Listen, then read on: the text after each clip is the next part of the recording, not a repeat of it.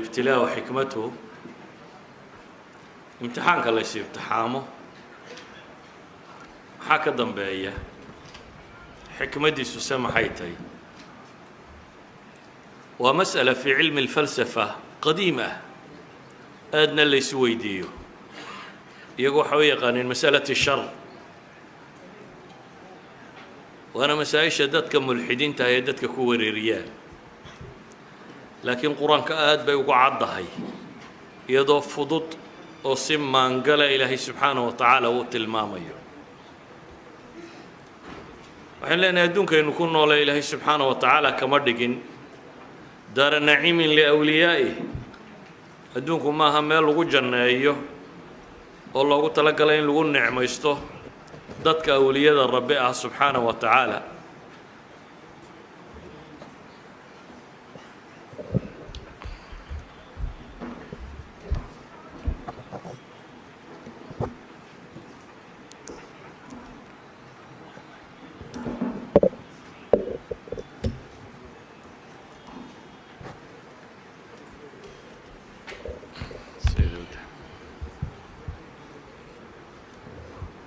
waxaynu tilmaamaynaa adduunku inaanu ahayn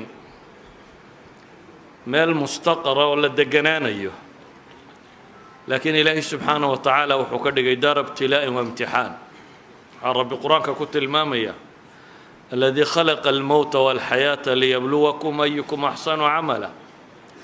wajacalnaa bacdakum libacdin fitna tasbiruun walow yashaau allahu lantasara minhum ولكن ليبلو بعضكم ببعض إلهي وحط المام يدونك إن امتحان لو كان يدتك لا أيقه أيكم أحسن عملا كنا نغم في عن وأسكو كين التحام يبا إلهي ليين لا أركوا تصبرون يا صبر يسان إلهي هدود دونه وإذن أنت مؤمنين توهيلين لها مركز طبع ودنيدا قلب ما تشوقين لكن ربي وحو دونين وسكوكين اتحاما إلهي إلهي سبحانه وتعالى شركة هي خير كبا ولا سكو اتحاما ونبلوكم بالشر والخير فتنة لقد خلقنا الإنسان في كبد ولنبلونكم بشيء من الخوف والجوع ونقص من الأموال والأنفس والثمرات وبشر الصابرين تتكبر وحي يفهمين هدي ابتلاء ودعين وعقوبية بس مشاكل هذا درجته وضد لا يتحامي وحنون قلنا ضد لا عقابي وحين نبدأ مع عقاب بوي ماذا هلا نفهم كاسم قمنا نبي عليه الصلاة والسلام وحكى والرمي نبي أيوب وحنون صدي oo 18 sano bukay oo dadka intii u dhaweeyay intii ka fogeydba ka tageen laba nin oo asxaabtiisii ka mid ah kuwii ugu dhadhawaa iyo haweenaydiisii wax la mid ku soo hadheen oo maalintii dambe labadii nin ay iyagii isweydiiyeen oo mid yidhi تعلم والله لقد أذنب أيوب ذنبا ما أذنبه أحد من العالمين waxaan u malaynayaa ayuu buu leeyahay inuu dambaabay dambi aan dunida qof joogaaba dambaabin 18 sano jiifay kii kale yidhi wama daak xadun waa maxay waxa ugu malaysay qaala mundu 18 sana lam yarhamhu allah buu yidhi 18 sannadood ilaahay uma naxariisan oo lagama qaadeen xanuunkii markii labadan nin ay warkaa isu sheegeen kii loo sheegay baa soo socday oo nabi ayuub sheego wuxuu yidhi saasaa la sheegaya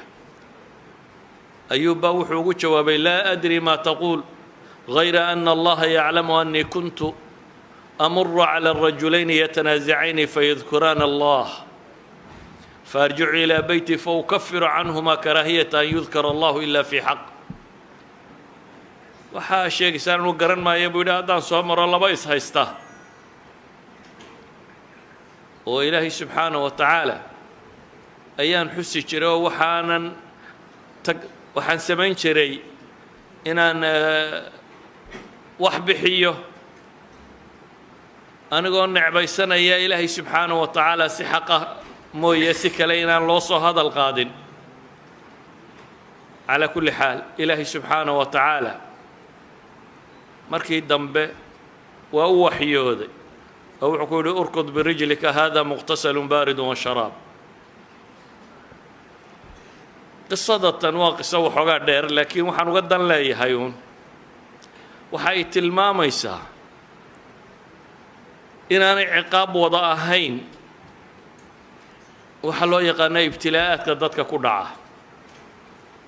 laakiin ka mas'alata shari markaynu si guud u eegno allah huwa alcaliimu alxakiim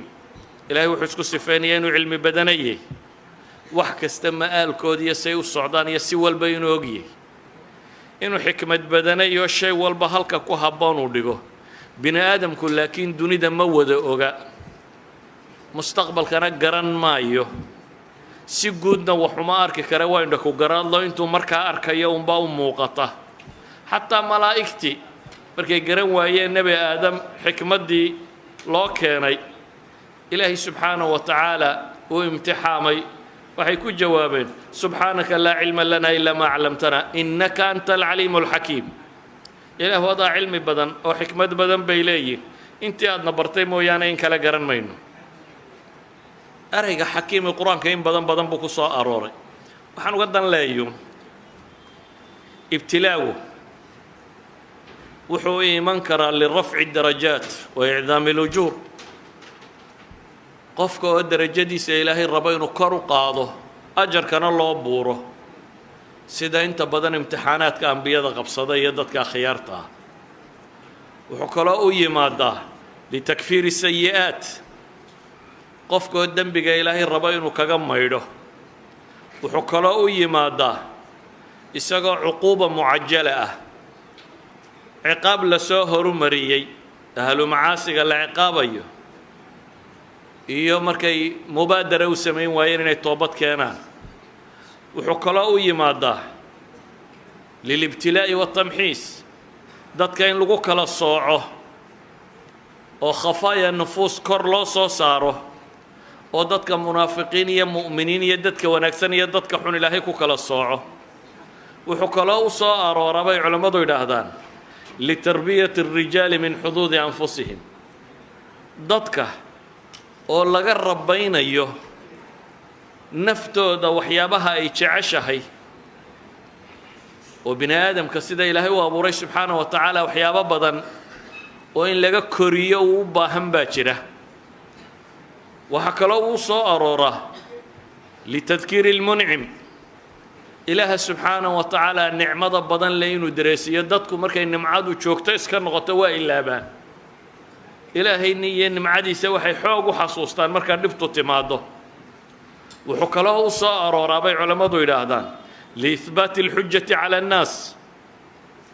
dadka cilmi daahira si uu u muuqdo oo aakhiro aanay u helin marmarsiinyo oo xujada loogu ogo intay dunida joogaan wuxuu kaloo u soo arooraa litadkiiri اlmudnibiin kuwa habowsan inay bal rabbi xasuustaan oo marka mashaakilku qabsado ee ilaahay subxaanaه wa tacaala dib u soo xasuustaan iyo walitanbiihi اlghaafiliin gafladu dadka ku dhacday inay toobad keenaan waayo falaslu fi linsaan bay idhaahdaan ataqsiir baa asala intaasoo mas'alo oo aan sheegay iyo in kaleo aan ka dabageyn doono haddii wakhtigu inugu simo waxaan tilmaami doonaa adilada kitaabka alle ku soo aroortay masaa'ilkaa ka warramaysa nebigu calayhi الsalaatu wasalaam markuu ka warramayey dadka ilaahay rabo darajadooda inuu kor u qaado magac iyo maamuus u yeelo xasanaadkooda u labanlaabo sida ambiyada iyo saalixiinta iyo inta ka agdhow wuxuu nebiga la weydiiyey ayu nnaasi ashaddu balaa dadka yaa u dhib badan qaala alambiyaau ثuma alamhalu falamhal yubtala الrajulu calaa xasabi diinih dadka waxa uu mashaakil badan buu nebigu ku tilmaamay nebiyada dabeetana ثuma alamhalu falamhal siday nebiyada ugu soo eegyihiin ugu soo kala dhadhow yihiin ama ugu kala fiican yihiin qofka waxaa la itixaamaa kolba diintiisu intay leeg tahay buu nebigu yidhi fain kaana fii diinihi hadday diintiisu mid adag tahayna balaaga waa lagu adkeeyaa hadday diintiisa dacfi iyo jileec ku jirana waa loo khafayfiyaa buu nebigu leeyahy calayhi salaatu wasalaam famaa yazaalu kadalika xataa yamshi cala alardi maa lahu min demb sida imtixaankaasi ugu socda ilaahay wixii dembi qofkan korkiisa saaraay oo dhan lagaga dahiraa idan waxaynu leenahay culammadu waxay yidhaahdaan ambiyada waxaa loo itixaamay in ajarka loo buuro oo fadligooda uu kaamil noqdo oo bini aadamka loo tusiyo sabirkooda iyo dadka inay qudwo ugu noqdaan bini aadamka qudwo kama maarmo nebigaa ilaahay ambiyadii hore leeyay fabihudaahu muqtadi dadka kalena inay nebi maxamed ku daydaan calayhi salaatu wasalaam marka naqsi iyo cadaab maahee waa nebiga oo ummadda qudwo looga dhigayo si awgeed baa nebi maxamed wuxuu soo maray noloshu waxay martoo dhan agoonnimo rajaynimo wax la-aan iyadoo la eryayo la maagayo iyadoo dil lagu xukumay iyadoo dagaal lagu qaaday iyadoo uu guulaystay iyadoo uu xoolaystay iyadoo la kala doorransiiyey boqornimo iyo addoonnimo kuu qaadanayo risaaladuu la socoto noloshu waxay martoo dhan isagoo aabba noqday oo 9 reer oday u noqday isagoo qaadi noqday isagoo madaxweyne noqday isagoo rasuul waxaa insaanu shaqo qaban karo oo dhan ayuu qudwa ku yihi waxaasoo bini aadam imtixaankay maraanna wuu soo wada maray taa macnaheedu waxa weeyaan in la rabo in kor loo qaado dikrigiisa iyo magaciisa ilaahay korraysiiyo sabirkiisa iyo adeegiisa iyo dadnimadiisa dadka la tusiyo si uu qudwa ugu noqdo idan waxaan leenahay alamthalu falamthal caynkaas uu noqdaa wuxuu kaloo soo arooray culamadu yidhaha litakfiiri sayi'aat man yacmal suu'an yujza bih ama maa yusiibu lmuslima min hammin walaa xusn nebigu wuxuu tilmaamay calayhi salaatu wasalaam muslimka ma haleela ama wixii haleela ee warwara ee murugo ah ee dhib oo dhan oo soo gaadha xataa qodaximo muddo ilaa danbaa lagaga dhaafaa buu nebigu tilmaamaya man yurid illaahu bihi khayran yusib minhu qofkii ilaahay khayr la doono waa la itixaamaa in sha allah wakhtigoos ka kooban axaadiistaan sheegi doonaa culammadu waa axaadiis ama saxiixay ku tilmaamtay ama xasan ku tilmaamay waxa uu nebigu tilmaamayaa maa min muslimin yushaaku shawkatan famaa fawqaha ilaa kutibat lahu biha daraja qof mu'mina oo qodaxi muddaa ma jiro ilaa iyo darajo ayaa kor loogu yeelaa wa muxyat canhu khatii'a dembina waa lagaga maydhaa ina cidamu ljazaa'i maca cidami lbalaa abaalmarka weynidiisu waxay ku xidhan tahay imtixaanka lagu mariyey weynidiisa ilaahay subxaanahu wa tacaala hadduu duul jeclaado wuu itixaamaa faman radiya falahu ridaa